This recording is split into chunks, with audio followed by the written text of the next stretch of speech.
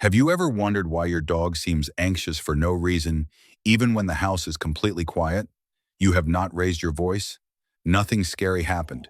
The environment looks perfectly calm, but your dog is pacing, licking the floor, flinching at nothing. Here is what nobody is telling you.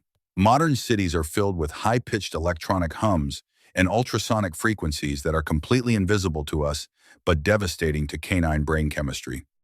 And today we are pulling back the curtain on the invisible poison in our air that is triggering chronic stress in millions of urban dogs right now. This is not about loud noises. This is not about thunder or fireworks. This is about something happening in your home every single hour of every single day that your dog can hear clearly and you cannot hear at all. By the end of this video, you are going to understand exactly why your dog behaves the way it does in spaces that look peaceful to you. You are going to learn what is happening inside their brain because of it, and you are going to walk away with real, actionable steps to fix it. Stay until the end because the last section covers something most owners never think to try, and it can genuinely change your dog's quality of life starting this week. The invisible acoustic war. Picture your apartment on a quiet Tuesday evening. No TV, no music. You are reading. The space feels calm and still. To you, it is genuinely peaceful. To your dog, it is anything but. Here is the thing about canine hearing that changes everything once you understand it. Dogs hear frequencies up to 65,000 hertz. Humans max out at around 20,000. That gap between what you can hear and what your dog can hear is not empty silence. In a modern city, that gap is absolutely packed with noise. Electric vehicles, and they are now everywhere, emit a constant high-frequency hum from their motors and battery management systems. Smart city infrastructure, 5G relay stations, digital electric meters, LED street lighting, smart home devices, Wi-Fi routers. Every single one of these generates ultrasonic output that sits comfortably above human hearing range and directly inside your dogs. In 2026, the urban soundscape has changed dramatically, even from just 5 years ago. The density of electric vehicles alone has increased the baseline ultrasonic activity on most city streets by a measurable degree. Add smart transit hubs, electric grid modernization, and the proliferation of always-on connected devices inside every apartment, and what you have created without meaning to is a constant high-pitched shimmer that fills your dog's acoustic environment around the clock. Your living room looks peaceful. For your dog, it sounds like standing next to a running engine that never shuts off, and they have no way to tell you. They can only show you in the ways we are going to talk about today. And by the 2-minute mark of this video, I want to plant something in your mind. One of the sections coming up is going to show you exactly what this constant noise is doing inside your dog's brain at a structural level. Not just behavioral, structural. And once you hear it, you will never think about your dog's anxiety the same way again. The neurochemistry of constant alert. Now here is where this stops being just an interesting fact and starts being a genuine crisis for millions of dogs. The brain has a threat detection center called the amygdala. Its job is simple scan for danger and trigger a response when it finds it. In a healthy environment, that system activates occasionally, does its job, and then stands down while the body recovers.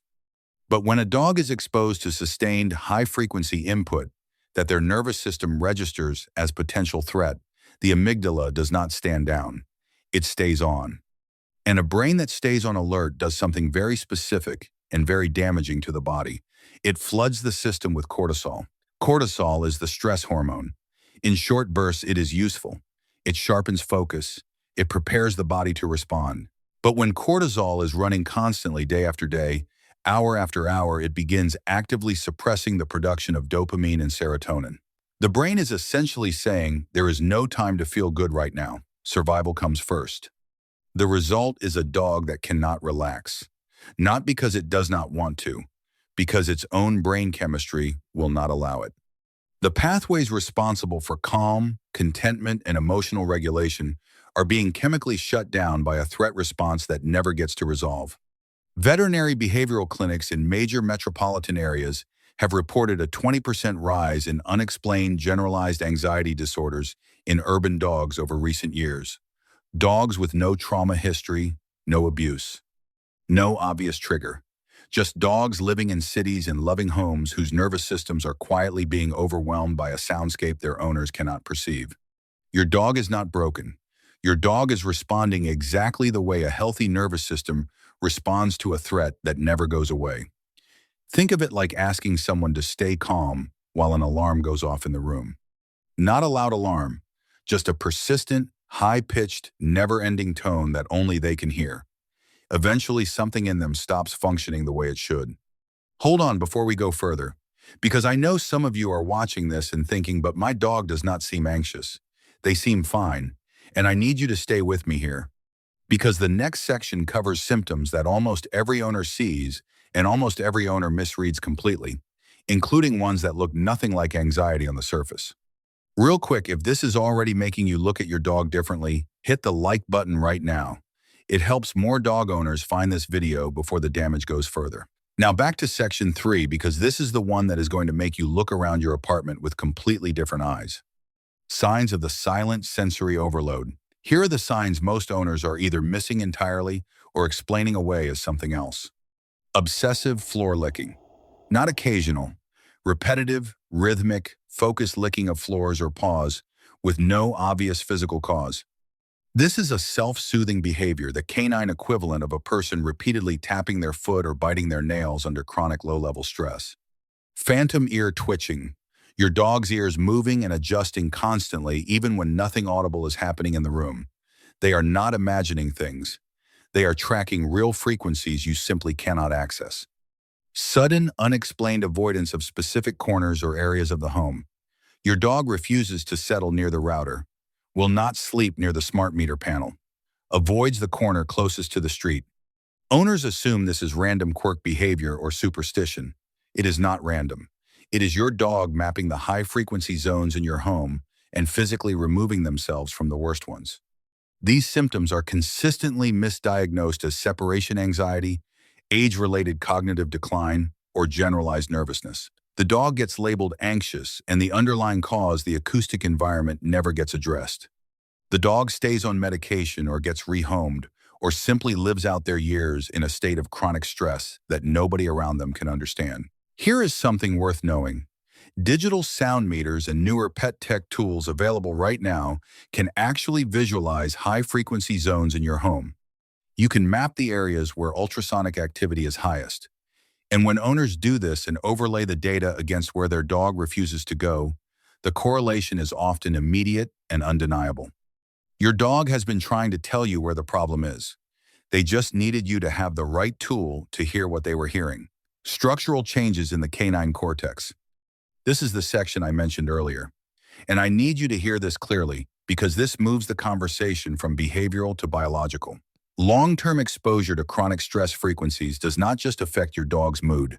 Research into the effects of sustained stress on canine brain structure shows that prolonged cortisol flooding leads to something called neural pruning in the prefrontal cortex, the area of the brain responsible for impulse, control, emotional regulation, and decision-making. In plain language, the brain begins trimming the connections it uses least.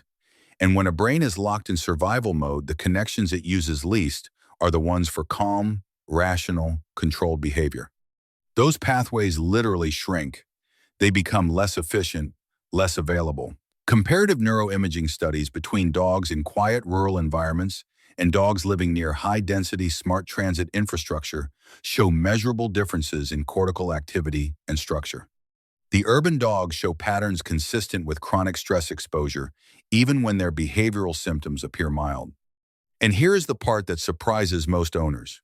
When you take a dog that has been living in a high-frequency environment and move them somewhere quiet, the stress response does not immediately stop. The brain has been firing those stress signals for so long that it continues to fire them even in the absence of the trigger. Researchers call this the echo effect. The nervous system keeps sounding an alarm for a threat that is no longer there because it has been doing it for so long it does not know how to stop. This is why simply taking your dog to the park on weekends is not enough. The reset your dog's brain needs is deeper than a walk. And the next section tells you exactly how to create it. Reclaiming your dog's mental space. Here is what you can actually do, starting this week. Without spending a fortune, First, acoustic buffering in your home. High-density materials like heavy curtains, acoustic foam panels, and thick rugs do not just absorb sound in the human range. They attenuate higher frequencies too. Placing these strategically between your dog's sleeping area and the primary sources of ultrasonic activity, walls facing busy streets, areas near routers and smart devices, meaningfully reduces the frequency exposure your dog experiences during rest hours. Second, bioacoustic white noise. This is not regular white noise. Standard white noise machines are designed for human hearing ranges. Bioacoustic white noise formulated specifically for dogs extends into the frequency range where urban electrical hum sits and masks it with neutral sound. Your dog's brain does not register as threat. Several products designed specifically for canine hearing are available right now, and the difference owners report in their dog's resting behavior within the first week is significant. Third, and this one costs nothing. Low-frequency zone walks, parks away from transit corridors, trails outside the city, green spaces buffered from smart infrastructure. Not just for exercise, but for neurochemical reset. A dog's brain needs sustained periods in low-frequency environments to allow cortisol levels to normalize and dopamine and serotonin production to recover. 20 minutes of genuine acoustic quiet does more for your dog's brain chemistry than an hour of urban walking. Think of it like taking someone who has been staring at a screen in a loud office all week and putting them in a field for an afternoon. The nervous system does not just relax, it remembers what calm actually feels like, and it starts rebuilding toward that baseline. Your dog cannot advocate for their own environment. They cannot turn off the router or move away from the smart meter. They cannot tell you which corner of the apartment is hurting them. That is your job, and now you have everything you need to do it. Your dog is not anxious because something is wrong with them. They are anxious because they are living in a world that was never designed with their biology in mind. A world that gets louder for them every single year while it appears to get quieter for us. They did not choose this environment. They trusted you to create a good one. And the fact that you watched this video all the way to the end tells me you are already doing that better than most. Make one change this week, even a small one, because your dog feels every single thing you do for them, even the things they cannot explain. Which of these signs have you noticed in your own dog? Tell me in the comments. I want to know what you have been seeing that finally makes sense now. And if this video changed how you think about your dog's environment, hit like and share it. Because someone you know has a dog sitting in a loud, invisible world right now and has no idea why their dog will not settle.